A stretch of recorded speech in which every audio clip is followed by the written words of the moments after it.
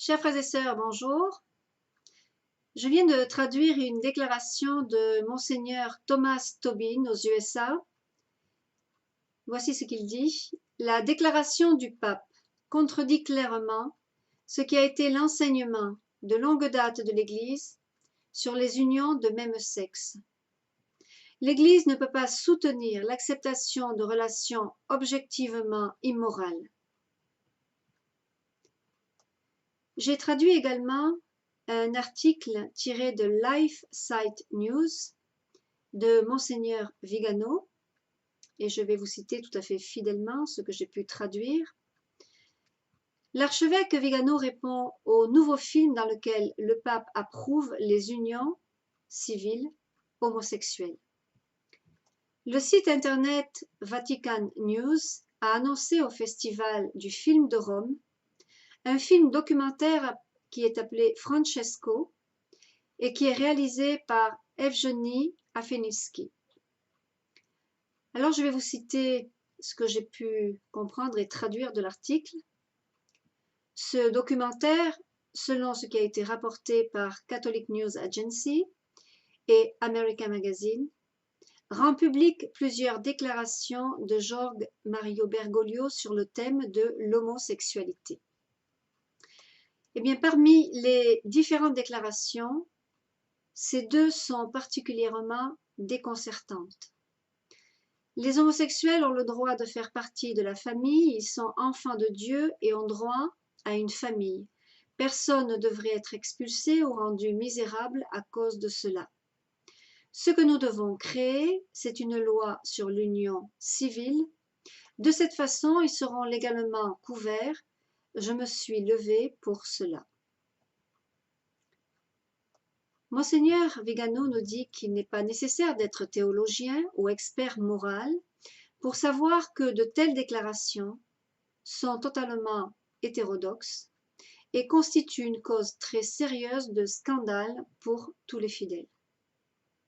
Mais attention, ces mots constituent simplement la énième provocation par laquelle la partie ultra-progressiste de la hiérarchie veut astucieusement provoquer un schisme, comme elle l'a déjà essayé de le faire avec l'exhortation post-synodale à Maurice Laetitia.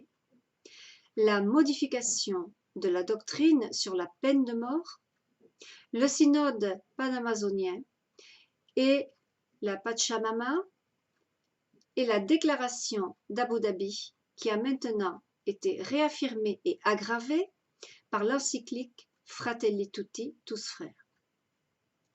Il semble que Bergoglio essaie impudemment de monter les enjeux dans un crescendo d'affirmations hérétiques, de telle manière que cela obligera la partie saine de l'Église, qui comprend les évêques, le clergé et les fidèles, à l'accuser d'hérésie pour déclarer cette partie saine de l'Église schismatique et l'ennemi du pape.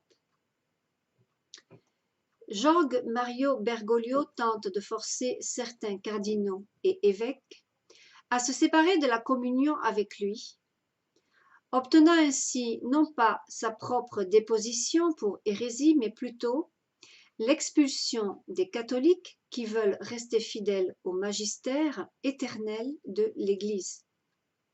Ce piège aurait pour but, dans les intentions présumées de Bergoglio et de son cercle magique, de consolider son propre pouvoir au sein d'une Église qui ne serait que nominalement catholique, mais en réalité serait hérétique et schismatique. Cette tromperie s'appuie sur le soutien de l'élite mondialiste, des médias grand public et du lobby LGTB, auquel de nombreux membres du clergé, évêques et cardinaux ne sont pas étrangers. De plus, n'oublions pas que dans de nombreux pays, il existe des lois en vigueur qui punissent pénalement quiconque considère la sodomie comme répréhensible et coupable, ou qui n'approuvent pas la légitimation du mariage homosexuel, même s'ils le font sur la base de leur credo.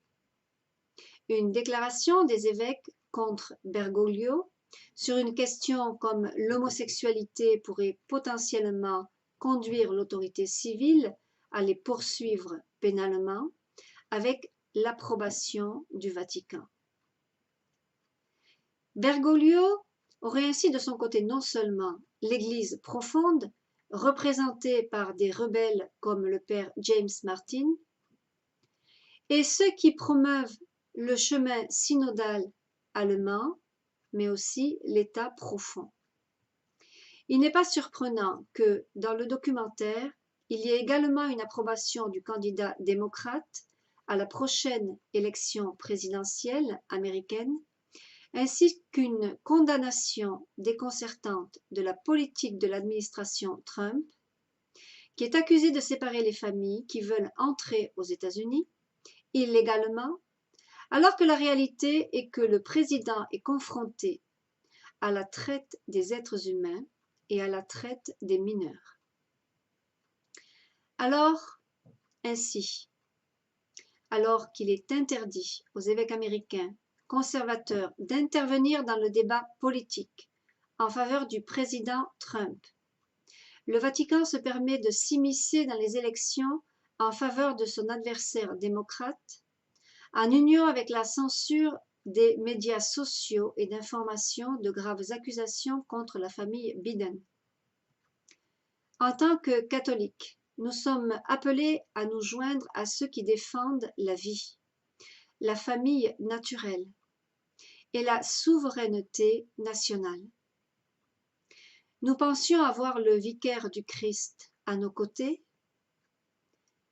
Nous reconnaissons douloureusement que, dans cet affrontement d'époque, celui qui devrait guider la barque de Pierre a choisi de se ranger du côté de l'ennemi pour la faire couler.